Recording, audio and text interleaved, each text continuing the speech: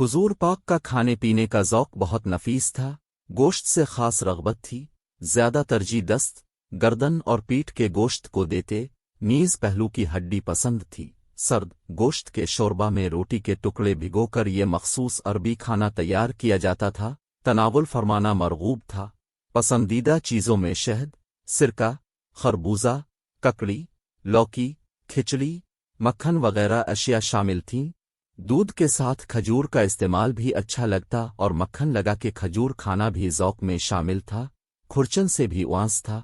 ककड़ी नमक लगाकर और खरबूजा शुक्र लगाकर भी खाते।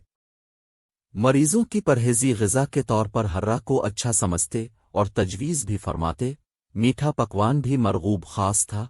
अक्सर जो के सत्तू भी इस्तेमाल फरमाते। एक मर्तबा बादाम के सत्तू पेश किए गए तो ये कहकर इनकार कर दिया कि ये उमरा की ग़िज़ा है। घर में शोरबा पकता तो कहते कि हमसाया के लिए ज़रा ज़्यादा बनाया जाए। पीने की चीज़ों में नंबर 1 मीठा पानी था और बतौर ख़ास 2 रोज़ की मुसाफ़त से मंगवाया जाता। दूध, पानी मिला दूध और शहद का शरबत भी रग़बत से नोश फरमाते। गैर नशादार नबीज़ भी करीन ज़ौक़ थी। अफ़राद का अलग अलग बैठकर खाना नापसंद था। इकट्ठे रहकर खाने की तलक़ीन फरमाई। सोने चांदी के बर्तनों को बिल्कुल हराम फरमा दिया था। कांच, मिट्टी, तांबा और लकड़ी के बर्तनों को इस्तेमाल में लाते रहे। दस्तरखान पर हाथ धोने के बाद जूता उतार कर बैठते। सीधे हाथ से खाना लेते और अपने सामने की तरफ से लेते। बर्तन के वस्त में हाथ न डालते।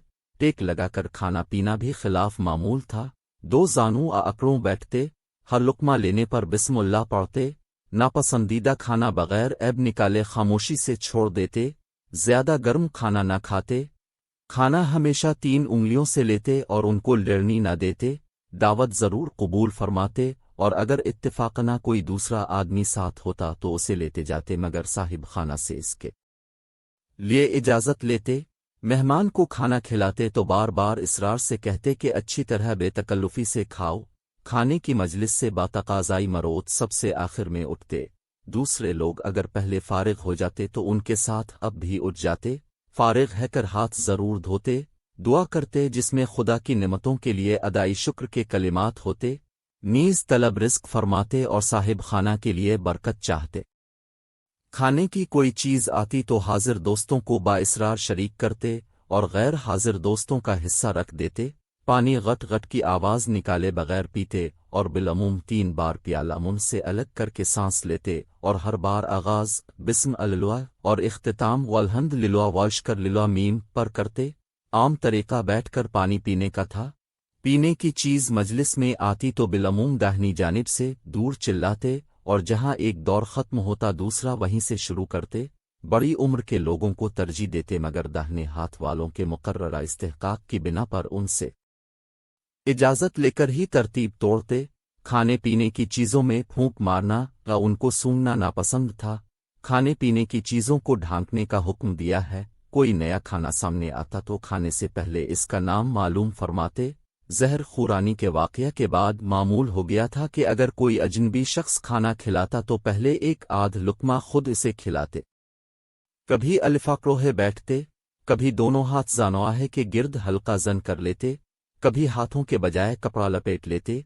बैठे हुए टेक लगाते तो बिलअमूम उल्टे हाथ पर फ़िक्र सोच के वक्त बैठे हुए ज़मीन को लकड़ी से कुरेदते। सोने के लिए सीधी करवट सोते और दाएं हाथ की हथेली पर दाहिना रुखसार पर रख देते।